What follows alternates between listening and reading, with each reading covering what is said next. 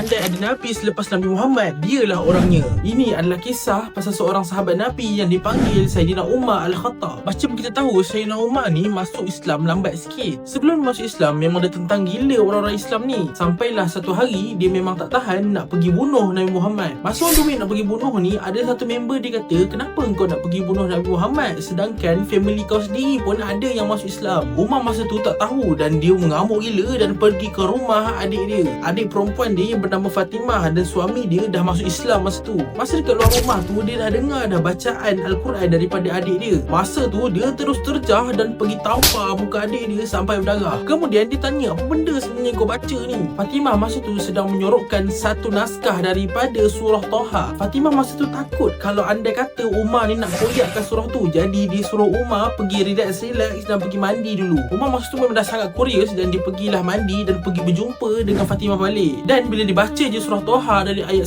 1 sampai ayat 5, masa tu lah hidayah Allah diberikan pada dia. Dan tak cakap banyak, dia terus pergi ke rumah Arqam bin Abi Al-Arqam untuk mengucap depan Nabi Muhammad sendiri. Dekat Mekah masa tu, bila dia masuk Islam je, memang tak ada siapa berani nak kacau Nabi Muhammad. Dalam satu hadis, Nabi memang berdoa kepada Allah supaya Umar ni masuk Islam. Nabi berdoa kepada Allah supaya salah satu daripada dua Umar ni masuk ke dalam Islam. Satu adalah Umar Al-Khattab dan Umar yang kedua sebenarnya adalah Abu Jahal. Disebabkan kedua-dua ni mempunyai karakter kepimpinan yang sangat bagus. Jadi dimakbulkan seorang-seorang yang dapat hidayah tu adalah Umar Al-Khattab. Sayyidina Umar merupakan mertua kepada Nabi Muhammad apabila anak dia Hafs berkahwin dengan Nabi Muhammad. Beliau dikenali sebagai Al-Faruq, iaitu pembeza. Sayyidina Umar merupakan khalifah yang kedua selepas kewafatan Nabi Muhammad. Pada zaman dia lah dikatakan era keemasan bagi Khalifah Ar-Rashidin. Dan masa dia juga Islam membuka Parsi dan juga Palestin. Dan masa itu juga dibina sistem kalender Hijriah. Dan masa dia jugalah diperkukuhkan lagi sistem Baitul Mal yang menjadi sumber kepada umat Islam. Ketika dia menjadi khalifah, memang dia sangat zuhud. Masa tu negara Islam Madinah dah menjadi antara kuasa besar dekat Jazirah Arab. Jadi masa tu ramailah utusan daripada negara lain datang ke Madinah untuk berurusan. Masa utusan tu datang, dia memang pelik sebab khalifah tu tak macam raja yang selalu dikatakan. Sayyidina Umar tidur di bawah pokok tamar dan beralaskan lengan sebagai bantal. Baju dia masa tu memang macam orang biasa dan tak ada sebarang ciri-ciri macam dia tu adalah seorang raja.